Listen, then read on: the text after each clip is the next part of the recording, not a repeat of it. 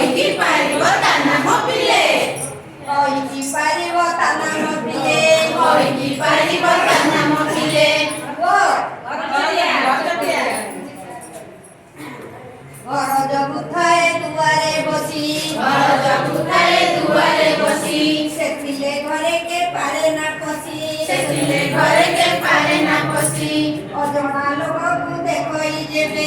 ଅଜଣା ଲୋକକୁ ଦେଖଇ ଯେବେ ଜଣି ନିଏ କିଏ କୁହ ତ ଏବେ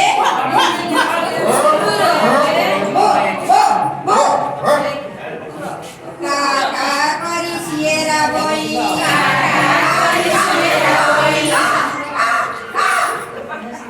ନିଦରୁ ଆମକୁ ଦିଏ ଉଠାଇ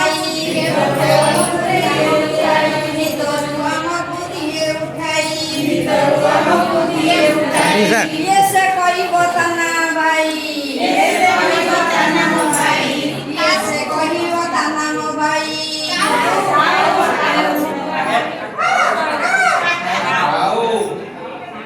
ଅମୃତ ସମାନ କ୍ଷୀରଟି ତାର ଖାଇବାକୁ ସର ଅତି ମଧୁର କ୍ଷୀର ଦେଇ ସିଏ ପାରେ ଆମକୁ କିଏ ସେ କହିବ ତାର ନାମକୁ କିଏ ସେ କହିବ ତାର ନାମକୁ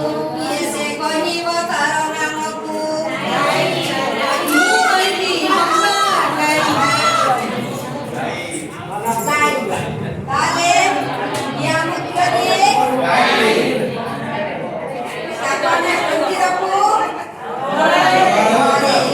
ତାହେଲେ ଆମେ ଆଜି ସେଇ ଗାଈ ବିଷୟରେ ଗୋଟେ ବଢିଆ କୁନି କଥାଟିଏ ଶିଖିବା ଗୌର ନାମରେ ଗୋଟିଏ ଗାଈ ତାର ଗୋଟିଏ କୁନି ବାଛୁରୀ ଥିଲା କଣ ଥିଲା କୁନି ବାଛୁରୀ ଗୌର ସବୁଦିନ ପରି ସେଦିନ ମଧ୍ୟ ଜଙ୍ଗଲକୁ ଚରିବାକୁ ଗଲା ଚରୁ ସଞ୍ଜ ନଇଁ ଆସିଲା ହେଲେ ସେହି ସମୟରେ ଜଙ୍ଗଲ ଭିତରୁ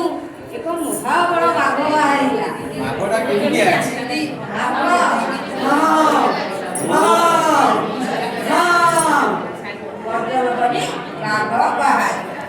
ସେ କଣ କଲା ନା ଗାଈର ଆଗରେ ଠିଆ ହେଲା ଗୌର ଆଉ ସେତେବେଳକୁ କିଛି ବୁଝିପାରିଲା ନାହିଁ ବାଘ କହିଲା ଦେଖ ମୁଁ ଆଜି କିଛି ଖାଇ ନାହିଁ ଦିନ ସରିଲାଣି ଦିନ ଶେଷକୁ ତୋତେ ପାଇଛି ଆଉ